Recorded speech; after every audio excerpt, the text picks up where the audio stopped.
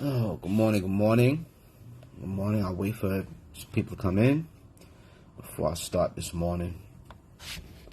Introduce myself. My name is Jason Norris, shop steward, train operator, e-board member for Local 100, RTO division. A couple of things before I get into the title. If anybody, contract was ratified July 19th.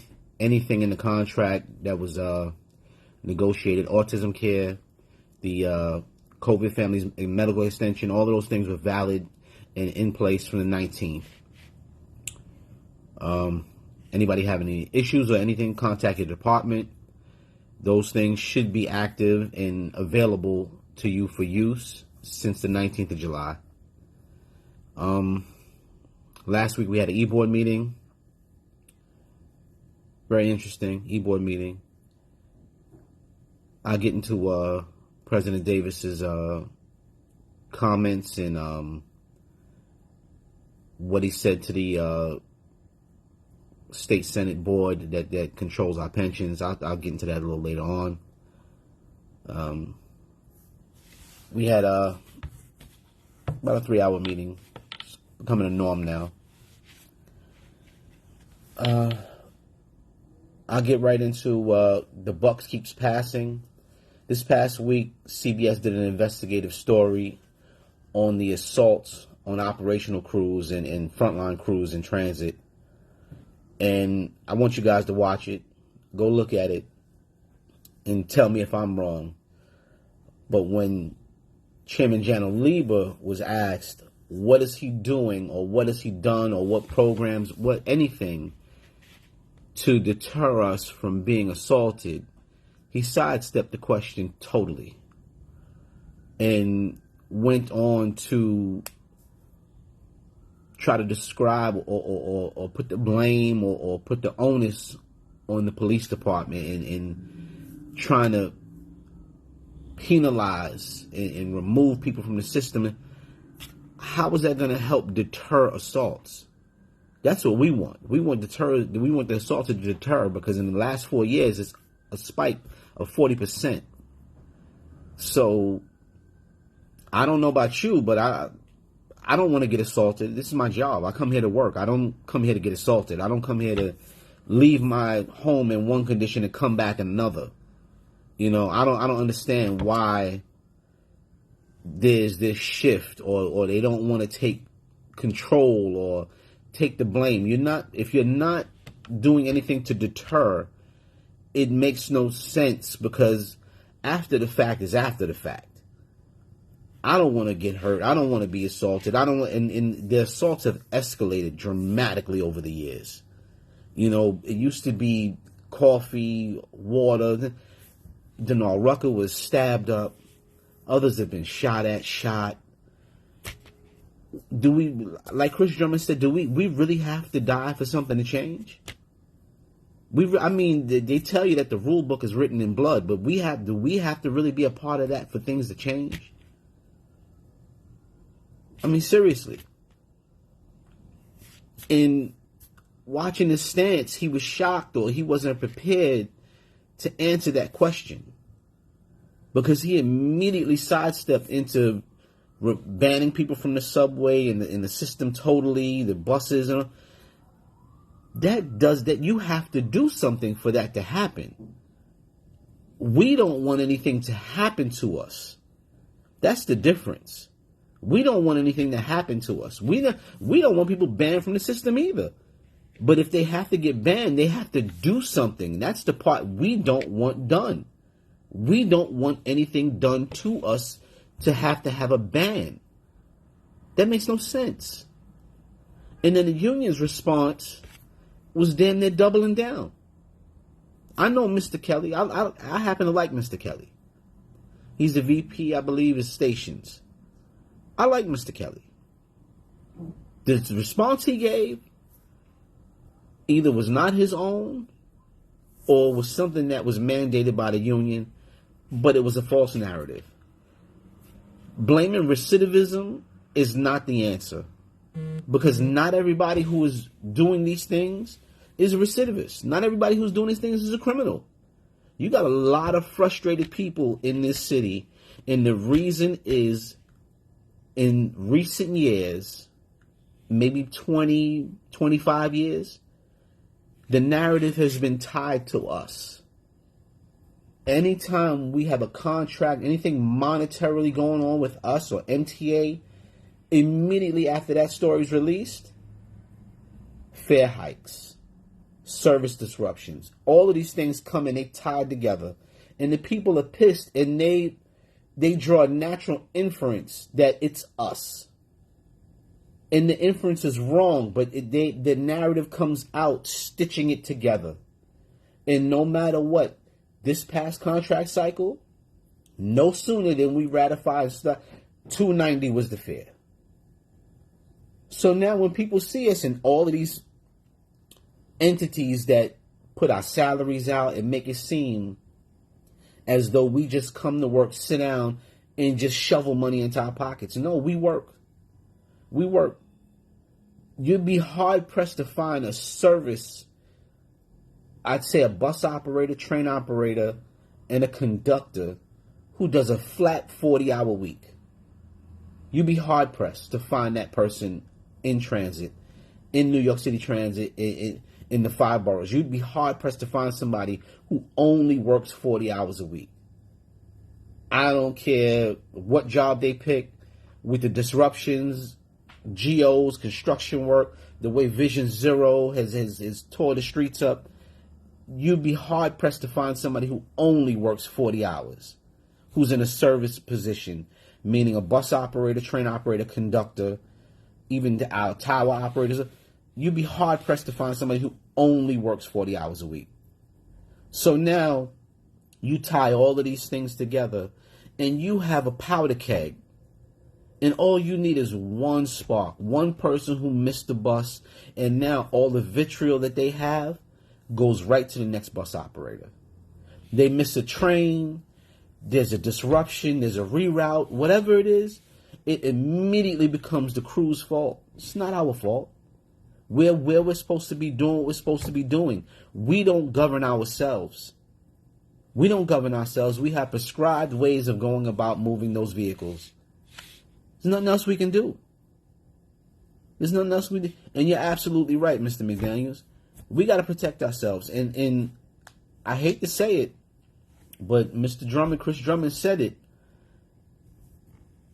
It's going to take one of us getting hurt. And in my opinion, it might take one of us hurting somebody bad. Because we have this picture in our mind of coming to work in one condition and going home in the same. And I'm of the belief that is my God-given right. I leave my family here in one condition. My family should not be coming to a hospital to see about me because I went to work. That should not be part of the equation. That should not be part of the equation. And like I say, I know Mr. Kelly. I've been around him. I've interacted with him. Not a bad guy at all. But that statement left us in harm's way because it immediately sought to see that all of the people who commit acts of violence against us are already criminals, and that's not true. That's not true. That shouldn't be a part of the narrative that they're people who are recidivists, and that shouldn't be a part. If they assault us, they're wrong. You don't have to be a criminal to assault somebody. You become one after you do, but you don't have to be one to inflict damage. The simple fix is to be preventative measures. Every terminal should have teams of police. All the hot spots where all of these assaults or disruptions occur should have sweeps. You know, I work out of Stillwell. There's a police precinct right downstairs. There's a transit bureau right downstairs. There should be cops crawling all over the station. Places like Broadway, Myrtle on the J and the M should have a police precinct or just an occupying force because of what it is. All terminals should have that. You get to the bus loops where the buses end. Anywhere where the buses end, officers should be there. Shouldn't be a problem. You got hot spots along the bus route where it gets really crowded or there's a lot of congestion at these. You should have sweeps at those positions. That's all. It's to me, it's kind of simple, but it looks like we're last. I mean, dead last in terms of care. Well, that's also part of it too. You got shortages, but their shortages come from us being assaulted. You know, in the way the law is written now, it's they de-escalated spitting on people to just harassment. It used to be simple assault, you know, and now we have to deal with it as being harassment. I don't know about you, but somebody spits on me, that's not harassment. That's one of the most vile things you can do. You know, so that if you watch that news report, I believe it's on Progressive Action. It's running on a couple other channels on Facebook and stuff, but that was a total disaster of a message, because now regular citizens of the city will feel that, well, I did it, and apparently the woman in the Bronx, her case was sealed because this is her first charge. We don't know what the outcome of that is going to be. Whether she had to pay a fine, anger management, whatever it is, she endangered a whole bus by pepper spraying the bus. What are we to do? That bus operated 17 years. 17 years. What is he to do? You got to come back to work in an enclosed environment.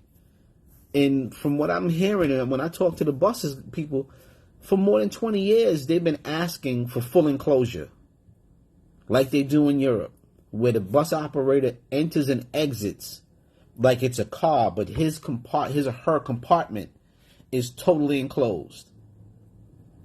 Why is it taking so long to get to that? If you want assaults to stop, encapsulate the people. And apparently that doesn't really work either, because if the bus is stopped or somebody blocks it, now you got people who are willing to go to break the windows to drag a bus operator out. But what more could they do?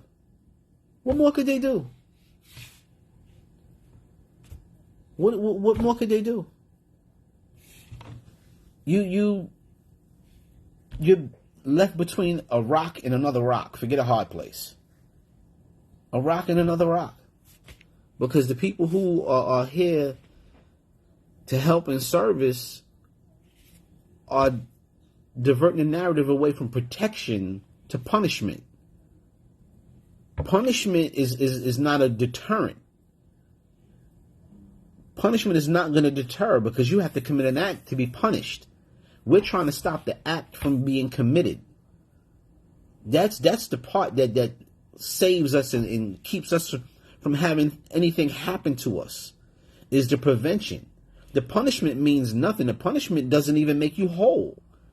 It just basically either keeps somebody out of the system or funds the justice system monetarily.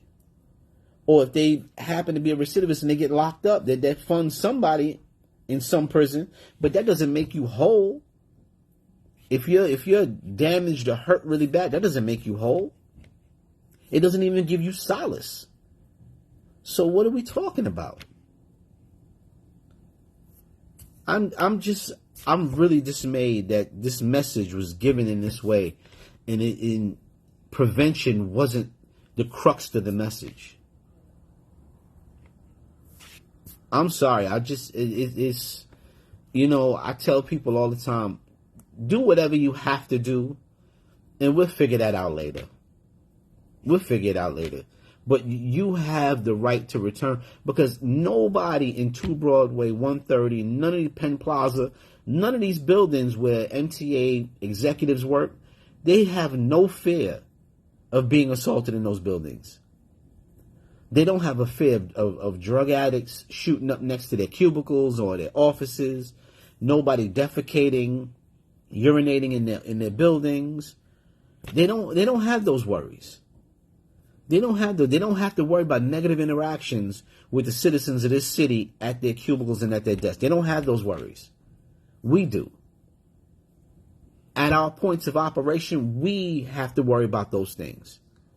We have to be on guard all the time. We have to, in effect, conduct ourselves differently because we're not just at our jobs. We're basically in an enclosed zoo sometimes. And we have to be worried about who's out here, what predators are out here, what are they trying to do to us? And it's sad. It's very sad. It's very sad. The next thing I wanted to talk about, I don't know if anybody saw Tramel's video on Richard Davis going to see the state senate and their meeting about Tier 6 pensions. I don't have a dislike of Mr. President Richard Davis. I don't have a dislike. My only criticism is his public speaking is very weak. His public speaking is very weak. And speaking on our behalf, I'm a Tier 6 member, or I'm Tier 6 classified. And we've had discussions in e-board meetings that the cap should be removed. That's the first thing that should be attacked. And I understand people want 3.5% contributions, but 3.5% contributions is what has got us to Tier 6. I think we need a sliding scale back that goes up to 6%. But my idea for that is the more people make, the bigger pension they should create for themselves. Not everybody's going to go and work like they do in Sub-C, where Sub-C really, it's not really a choice because the work has to be done. And that's what you sign up for. So if you're working 75, 80-hour weeks in Sub-C, that's just what it is. And people will tell you all the time, if you come down there, it's just what it is. This is how they work. They work doubles on the weekend because the construction work has to go. And those construction crews, most of those contracting crews and MOW crews work around the clock. So the personnel has to be on site. For me, the people who work like that should take home a 75% pension. Simple. And if you so choose to work like that throughout your career, you should be able to take a 75% pension home as well. The more you work for, the more you make, the more you should be able to take. Period. I don't see any other reason, because the fund has to stay soluble. There has to be money in there. I don't think we should just be at 3.5%. I think the scale should slide. But if I slide up to 6%, I should be able to take home more. Whatever I make, I should be able to take home 75% of that. So if I end at $150,000, $75,000 should be my pension. Or more than 75. Sorry, 75 would be 50%. I should be able to take home almost $90,000 or more with my pension. That's what I believe. The more you work, the more you give. Because most people who go into Sub-C and they go into these specialized work and stuff, they normally don't come back to road service. And the people who are on road service who pick high-paying jobs stay right there. And that's their comfortability. That's what they want to do because they don't want to have to chase overtime, or they want to be able to come in and do maybe 10, 11 hours and go home.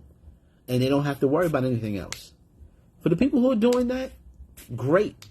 But you should be rewarded for it because there are a lot of people who want to ate and skate, and that's cool. Let them do what they want to do. You want to work 8 hours and go home, and cool. Most of the time, you're not working 8 hours. You're working 8:10, 8:20, 8:30 because construction work, delays, all of these things going on. Cool. It is what it is. It is what it is. But, those are the things that are really troubling us right now. Those are the real hot button issues. is our safety and our future. Those are the real hot button issues right now. And I suggest that everybody who is working here, please go and seek that out. And please be conscious that you do have a vested interest in watching out for your safety and your coworkers' safety. There's nothing wrong with escorting or walking somebody to their position, or if you see, when I exit the train, there are cleaners on the platform, car cleaners, and sometimes you do have erratic EDPs, and I just don't walk away. I'm there as a deterrent as well, because I don't want nothing to happen. That's my coworker. Just because they're a car cleaner doesn't mean they're less than me. That's still my coworker. None of it. We need everybody to be able to make all of this thing move, right? So I don't look down my nose or nothing like that. And it doesn't matter if it's a man or a woman who's there doing the car cleaning. I'm not just going to walk away. It may be my lunch, but I'll take the 5 minutes. So what? I'd rather we are safe on this property than for one of us to be injured on this property. And I believe that's the mindset we all need to have. It makes no sense. Do not turn a blind eye, because today for them, tomorrow for you. You never know.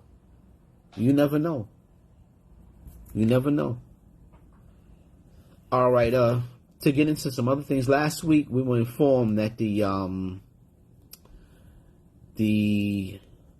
communications department for the union was shut down for a 2-week period, and I don't know the impetus behind it.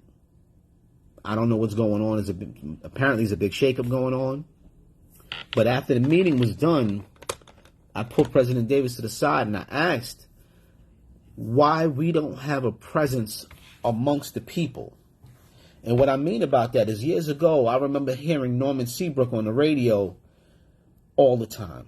On every inner city channel, you would hear, "I'm Norman Seabrook, president of the Correction Officers Benevolence Association." And he humanized and normalized that correction officers are part of the community. And I've been in transit for 10 years, and I've never heard that message come out about us.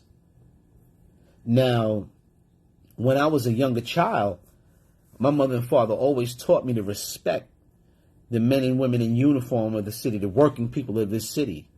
And I've never heard of bus operators and trainers being assaulted at this rate. I've never heard of it.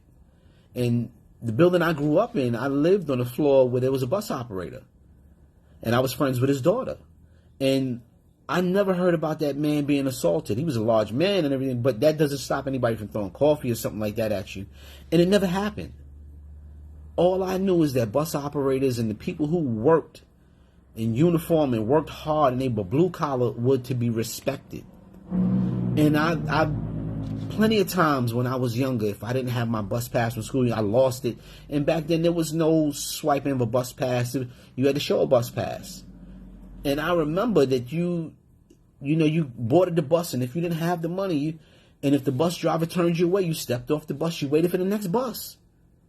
It's just what it was. It was what it was.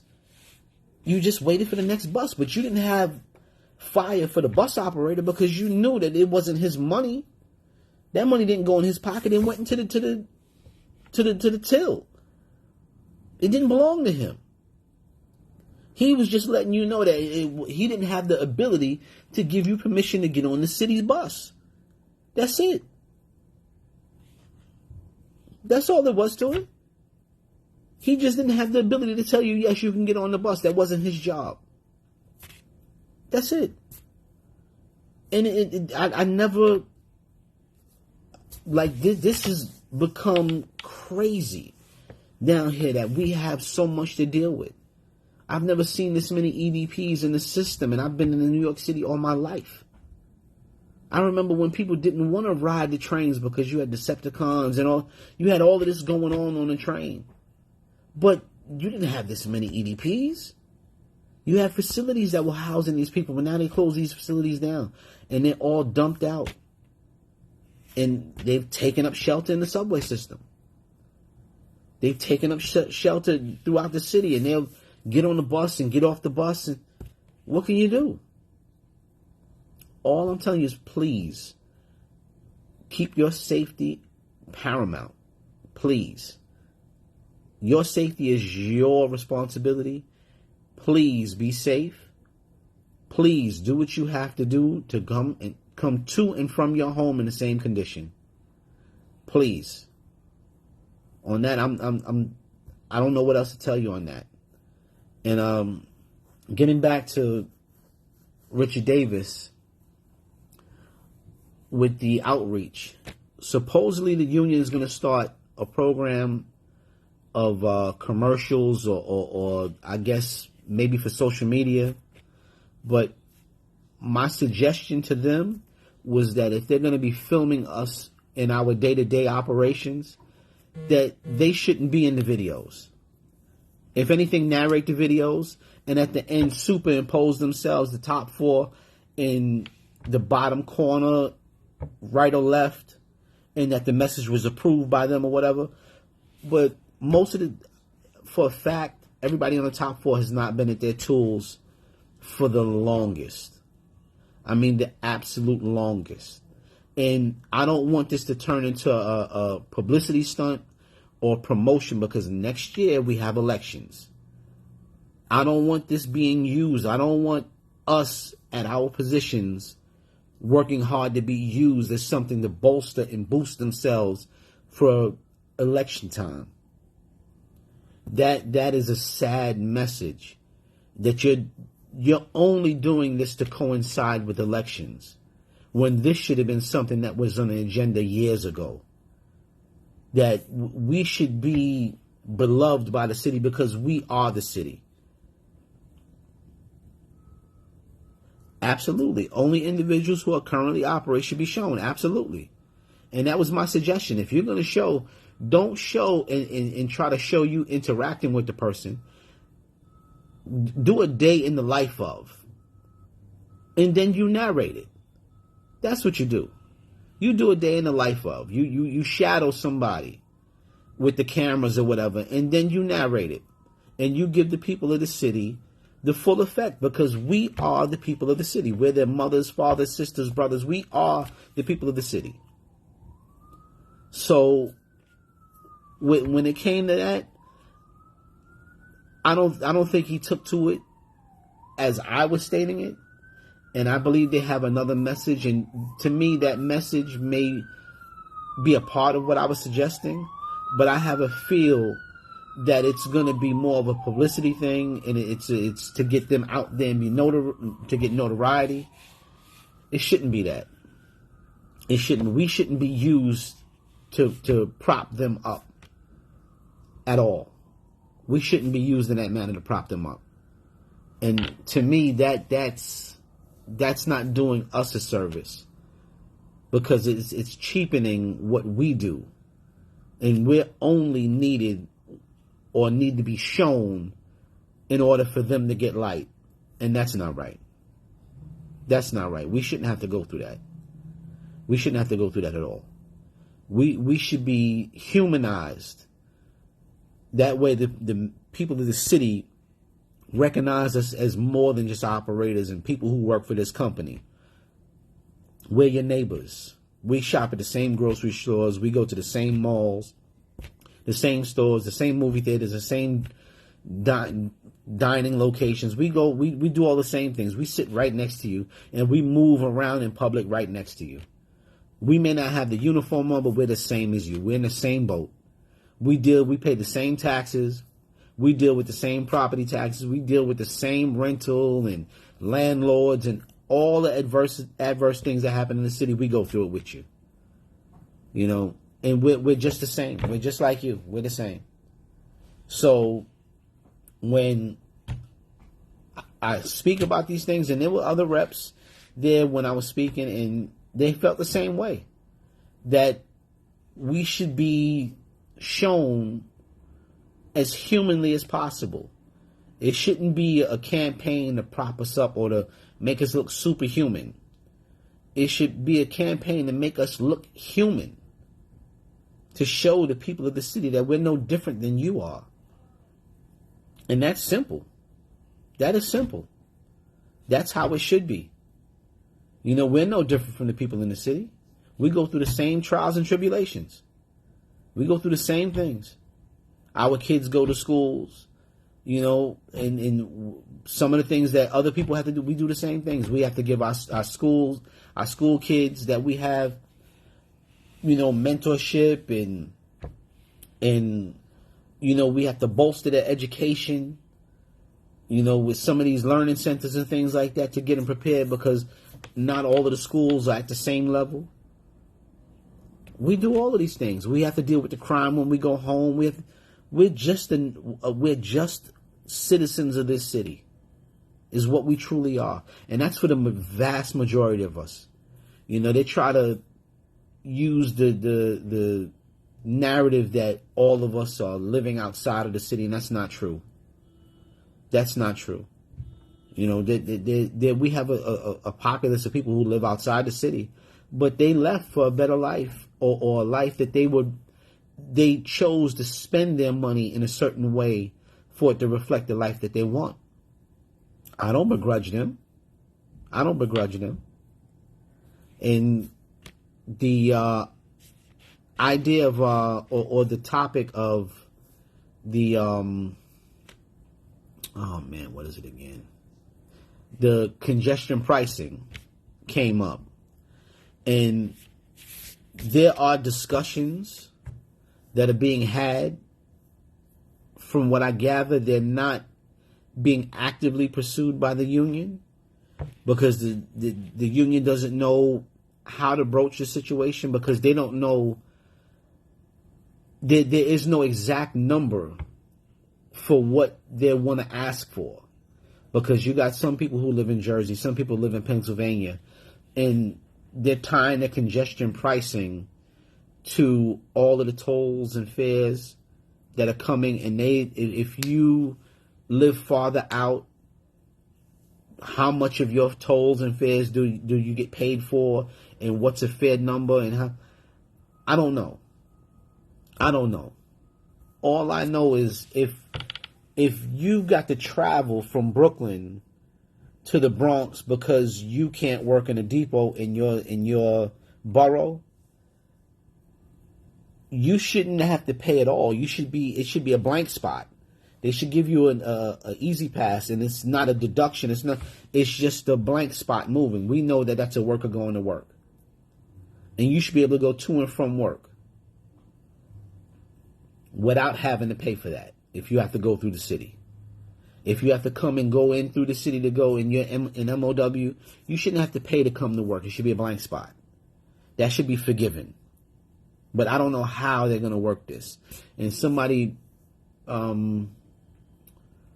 reached the idea, and it brought about, if they do give it to us, or they might want to require us, or if you do have a monetary amount set, that monetary amount may cause the state and the city to ask for residency. But then if residency is asked for, who's going to pay for residency? And that's a thing, you know, that's a big thing, that residency. Because if you are forced to stay in the state, they have to give you housing programs and spend money. So it's a whole mass of things that they either don't want to deal with, or don't have the ideas for how to settle it, because they don't know how to ask for one thing and not have to give the other up. So it's contentious right now. So you in one hand, you want to not reward, but you do want to have, I guess, congestion pricing alleviated for people who have to travel from outside of the state, and maybe people who have to travel across the city. But then how do they do it? Right? They don't know how to do it and how to make it function. And that's the thing that I don't know if it's true or not. I don't know if there's something in the works or something being planned. I'm not certain. And from what we were told, that's the extent of the discussions, because they don't want to put us in a bind with having people to stay in state or in city, or I guess 5 boroughs plus. But anybody who's already living outside come back in. You'd have to be grandfathered. And another thing that they've been having problems with is retention. And I know Trammell talked about this earlier. And I believe Chris Drummond talked about it as well. They're hiring a lot, about 300 employees. All right, we're back. Okay. All right, like I was saying, their retention, they have been hiring 300 people. I believe it's a week. I don't know I can't remember if it was a day or a week that the numbers were going up. I know in RT over there is a lot of hiring.